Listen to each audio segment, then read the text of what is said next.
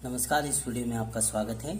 आइए रासायनिक आबंध या आणविक संरचना के अंतर्गत पुनः एक छोटे से प्रश्न के साथ आगे बढ़ते। प्रश्न इस प्रकार से, CO2 अणु अध्रुवीय होता है जबकि SO2 अणु ध्रुवीय होता है, क्यों?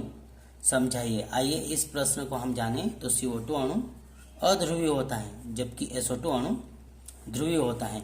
तो आइए हम CO2 की संरचना को इंडिकेट करें और उसके अध्रुवीय व्यवहार पर चर्चा करते हैं। तो CO2 अणु की जो आकृति होती है इस प्रकार से रेखीय होती है, C double bond O double bond O, अर्थात CO2 के अणु की जो आकृति होती है रेखीय होती है और रेखीय होने के कारण इसके ध्रुवीय बंधों अर्थात कार्बन और ऑक्सीजन के द्विध्रुव आघूर्ण का सदिश योग जो होगा वह शून्य होता है और शून्य होने के कारण CO2 अणु अध्रुवीय होता है। अर्थात इसका द्विध्रुव आघूर्ण का जो सदिश योग होगा वह शून्य होगा और शून्य होने के कारण यह अध्रुवीय प्रकृति का होता है। तो हम यहाँ पर लिख सकते हैं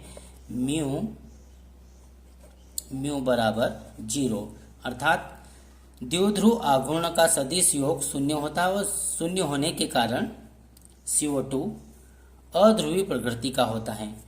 जबकि हम SO2 अणु की संरचना को इंडिकेट करें, S double bond O double bond O, अर्थात SO2 अणु की जो आकृति होती है, सल्फर डाइऑक्साइड के अणु की जो आकृति होती है कोणीय होती है, अर्थात कोणीय संरचना होती है और कोणीय संरचना के कारण इसका द्विध्रुव आघूर्ण का जो सदिश योग होगा वह शून्य से अधिक होगा। हम यहाँ पर लिख सकते हैं म्यू बराबर 1.61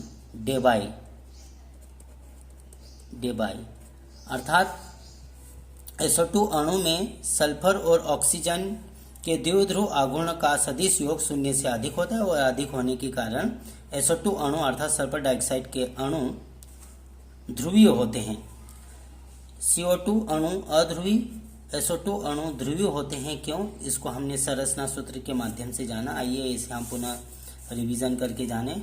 तो CO2 अणु की संरचना रेखीय होती है, इस प्रकार से रेखीय होती है। रेखीय होने के कारण इसके ध्रुवीय बंधों अर्थात कार्बन और ऑक्सीजन ध्रुवीय बंधों के द्विध्रुव आघूर्ण का सदिश योग शून्य होता है, इस प्रकार से शून्य होता है, इसीलिए CO2 अणु अध्रुवीय होता है। आइए अब हम SO2 अणु पर पुनः चर्चा करते हैं। तो SO2 अणु अर्थात सल्फर डाइऑक्साइड अणु की संरचना कोणीय होती है, इस प्रकार से कोणीय होती है। इसके कारण इसके ध्रुवीय बंधों अर्थात सल्फर और ऑक्सीजन ध्रुवीय बंधों के द्विध्रुव आघूर्ण का सदिश योग शून्य से अधिक होता है, अर्थात जैसे कि म्यू बराबर 1.61 डेबाई शून्य से अधिक होता है, इसलिए SO2 अणु ध्रुवीय होता है। तो CO2 अणु अध्रुवीय और SO2 अणु ध्रुवीय होता है, क्यों? क्या कारण है इसके बारे में जाना। धन्यवाद।